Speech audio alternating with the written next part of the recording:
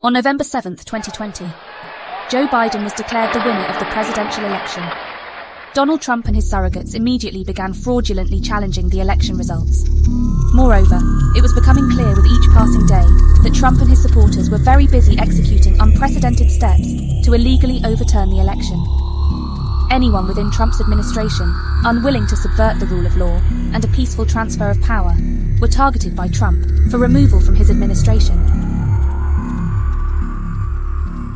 2 days after Biden's victory on November 9th, curiously and ominously, Trump tweeted that he fired Pentagon Chief, Secretary of Defense Mark Esper. Trump appointed his counter-terrorism advisor Christopher Miller with only 72 days until President-elect Biden swears in on January 20th. Miller, a retired United States Army Special Forces colonel, Green Beret, Iraq and Afghanistan wars veteran, understands threats and hostility. Nevertheless, as acting Secretary of Defense, his actions appear treasonous, and it is curious that he is not included in the list of Trump sedition co-conspirators. Case in point, acting SecDef Miller deployed the D.C. National Guard, ostensibly to secure the Capitol leading up to the Congress certifying the Electoral College votes.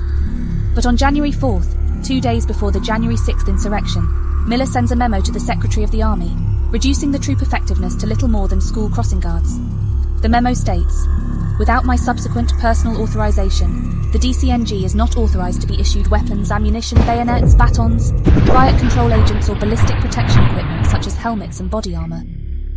Approximately 340 DC National Guard members were activated, with about 115 on duty in the streets at any given time. Threat assessments indicated extreme risk of violence on January 6th. An enraged Donald Trump broadcast to the world, "We'll be wild."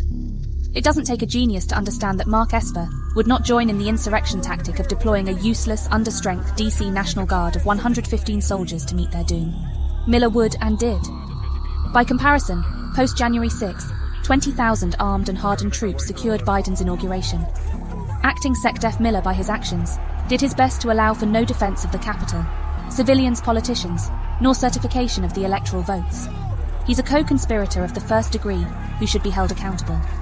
His memo further stated that the DC National Guard could not interact physically with protesters, could not share equipment with law enforcement, nor could they seek support from any non-DC National Guard units. They could not conducting searches, seizures, arrests, or other similar direct law enforcement activity. They could not use intelligence, surveillance, and reconnaissance assets, nor were they able to conduct incident awareness and assessment activities. To add insult to injury and a touch of the bizarre, acting SecDef Miller stipulated, no helicopters or any other air assets. Obviously, he wanted the insurrectionists to have the best chance to overwhelm the DC and Capitol Police, with no interference from the National Guard. He laid the security groundwork for a security mission failure, and that's exactly what he got. Now, where is the accountability? His accountability evasion plan depends on laughably super weak plausible denial, absolutely no national media coverage, bigger fish to fry season, public amnesia, and the fog of war. In my opinion, he took Mark Esper's place to be a ringleader. All patriots should dig into this story, to boost this Trump seditionist into a courtroom to face justice, before he shows up in a future Republican administration.